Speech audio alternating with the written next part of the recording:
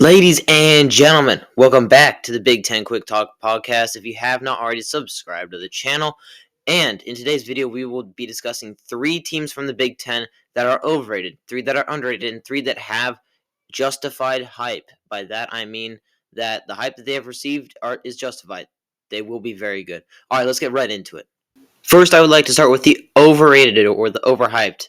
Really doesn't matter. First off, we have Iowa. Really doesn't have the talent to compete. I think they have the worst skill position set in all of the Big Ten. Well, near the bottom at least. And I just don't see Cade McNamara playing to the level that they need him to play. They need Cade McNamara to play especially good for them to really be in consideration to have offense, really.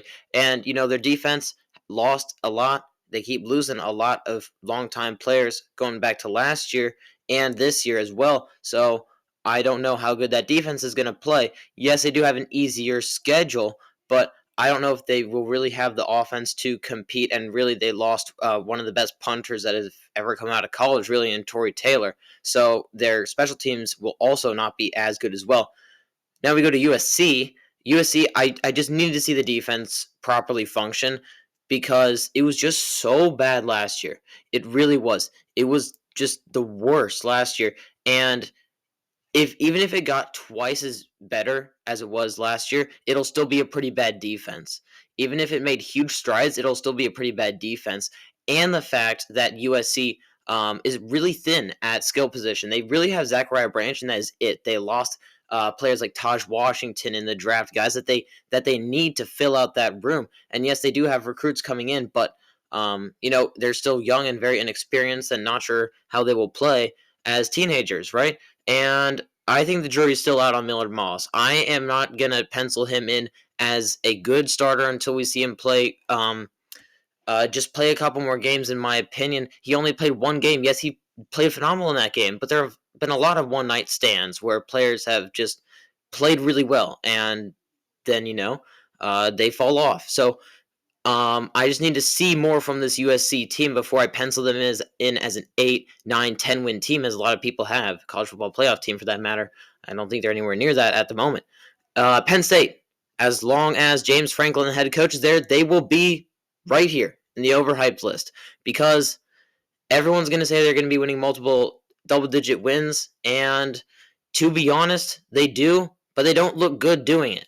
They have an incredibly easy schedule every year, and that will change this year. Their schedule is pretty darn brutal, and I would venture to say that they're not going to win more than 8 or 9 games this year. They have the talent to win almost every game on their schedule, but James Franklin, as great as a recruiter as he is, or is supposed to be, he isn't that great of an actual head coach when it comes to play calling and game management. So as long as James Franklin is there as the Penn State head coach, they can only go so far, and I just see this year as a down year for them. Now moving to the underrated category, the first team I have here is Nebraska. Nebraska, it was really on no one's radar nationally until the spring game when Dylan Raiola showed that he has a special arm, and really we already knew that, so I'm not sure why everyone is discovering now. But he is every bit of that 5-star and number 1 quarterback rating that most recruiting sites gave him for really the whole of the class up until about 5 seconds before it ended. He was my number 1 quarterback. But be that as it may, I think we have to really temper our expectations for Nebraska. I think Nebraska every single year has been rated by someone to do really well. 9 wins, 10 wins, New Year's Six bowl game. And we get let down every single year. So we can't, I don't think Nebraska, we as the people can't put 9 or 10 wins or even 8 wins on them. Now, that being said, moving to this year, I think they have the roster to get to 7 wins pretty easily and possibly to 8 wins. But do I trust them enough to get there? That's really the question. And I think that's the question a lot of people need to be asking. You can't just drink the Kool-Aid and just say, oh, everything is going to be cool.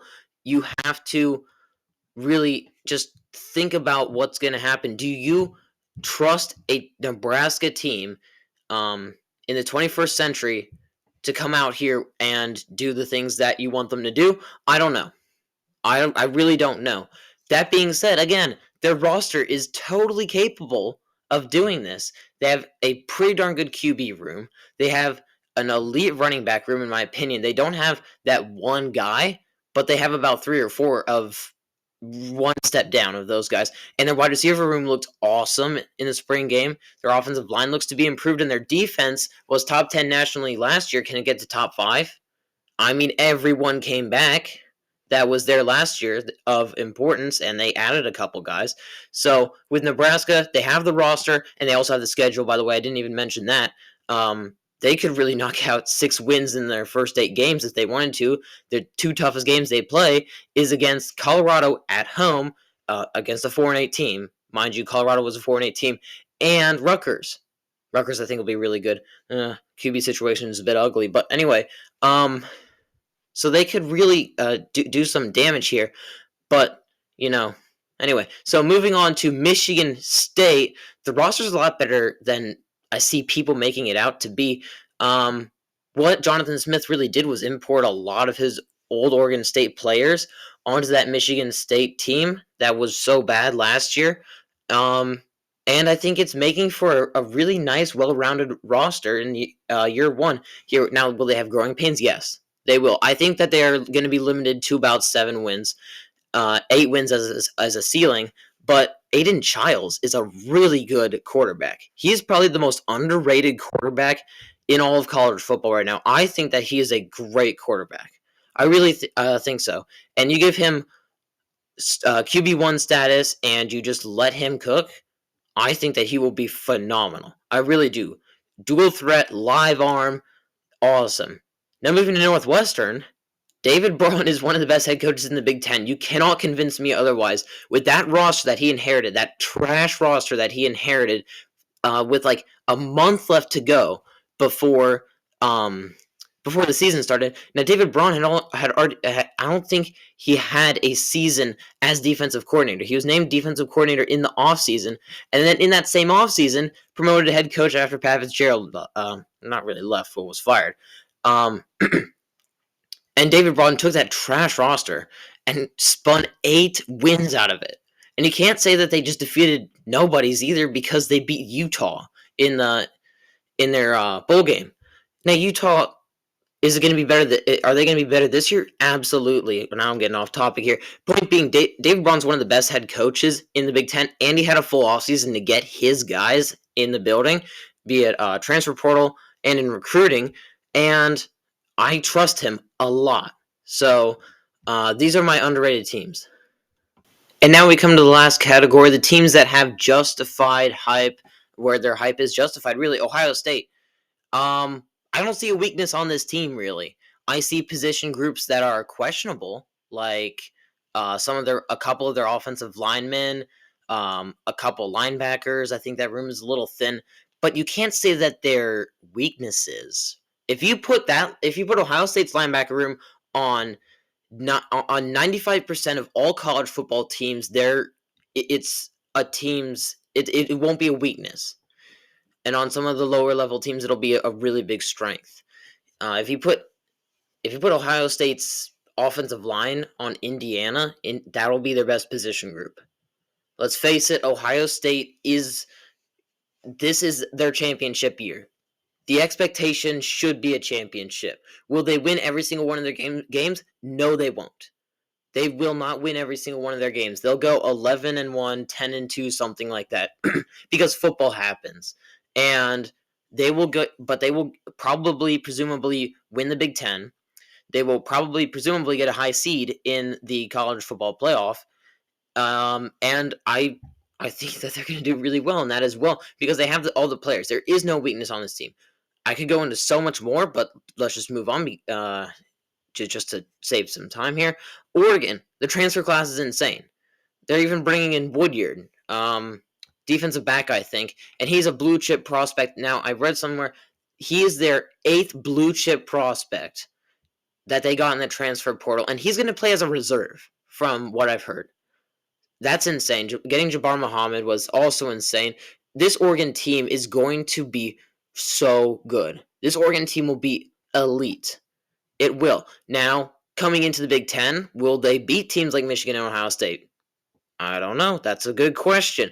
But the hype is justified with Oregon. Oregon has an elite roster and a pretty darn good head coach in Dan Lanning. There are some Dan Lanning haters out there, but I think that he's a pretty darn good head coach. And then Michigan. The hardball culture isn't going anywhere. What do I mean by that? I mean that their new head coach, Sharon Moore, was trained and taught under by Harbaugh. So he has all of Harbaugh's ideas, and it is implanted onto this team. You remember when Sharon Moore took over, nothing changed.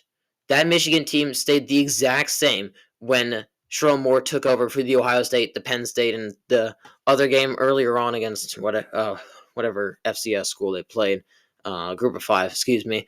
But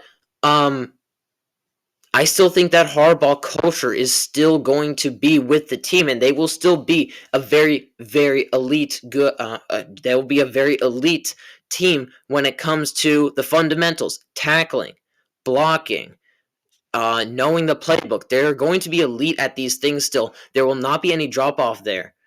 I think the drop off happens when basically your whole defensive line is gutted for the NFL, when your whole roster is gutted for the NFL, and you're trying to replace them. I think that's where the drop off is going to happen, but I don't see them losing too many games this year. They have a killer schedule. They do. I think if they get 9 or 10 wins, that's going to be a successful season. I think a 9-win Michigan team is justified hype, in my opinion, because so many people are either writing them off or putting them in the championship game. And I'm a little bit more in the middle, but I think this calls for a justified hype. And that brings us to the conclusion of this video. So thank you so much for watching. If you liked the video, like the video, comment your thoughts down below. I know I didn't name about half the Big Ten teams that could be put in these categories. I just had to limit myself here because I might go crazy if you put every single Big Ten team onto these 3 categories. But let me know what you think. Is there a team off this list that deserves to be on one of these lists that I left out? Or is there a team that you don't agree with? So let me know in the comments down below. Subscribe. That is the best way to support the podcast. As always, if you've been on YouTube, you know what to do. And I will see y'all in the next one.